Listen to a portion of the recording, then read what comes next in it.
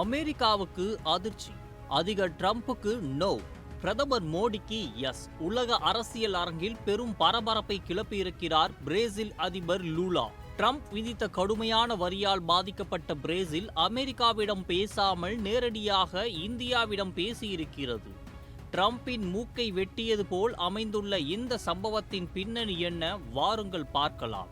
அமெரிக்க அதிபர் Donald Trump India, Brazil என பல நாடுகள் மீது கடுமையான வரிகளை விதித்து வருகிறார்.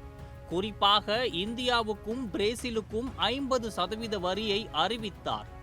இந்த வரி விதிப்பு குறித்து பேச பிரேசில் அதிபர் லூலா எப்போது வேண்டுமானாலும் தன்னை அழைக்கலாம் என்று ட்ரம்ப் ஒரு ஆஃபர் கொடுத்தார்.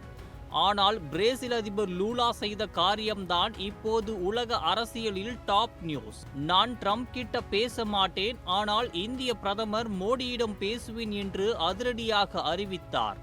சொன்ன மாதிரியே பிரதமர் மோடிக்கு போன் செய்து சுமார் 1 மணி நேரம் பேசியிருக்கிறார். சரி, அப்படி என்னதான் பேசினார்கள்? அமெரிக்காவின் இந்த ஒருதலைபட்சமான வரி விதிப்பால் ஏற்படும் பாதிப்புகள் குறித்தும் இதற்கு எதிராக நாம் என்ன செய்ய வேண்டும் என்பது குறித்தும் விவாதித்திருக்கின்றார்கள்.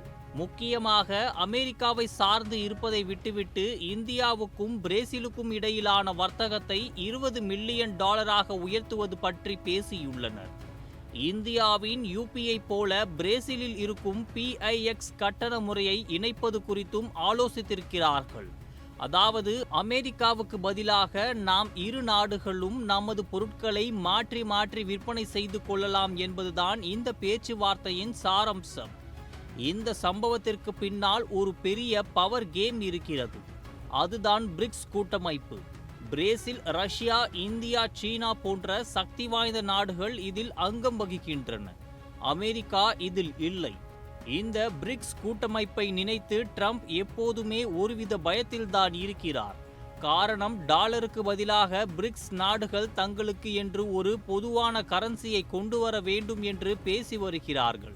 இது நடந்தால் அமெரிக்க டாலரின் மதிப்பு உலக அளவில் சரியும்.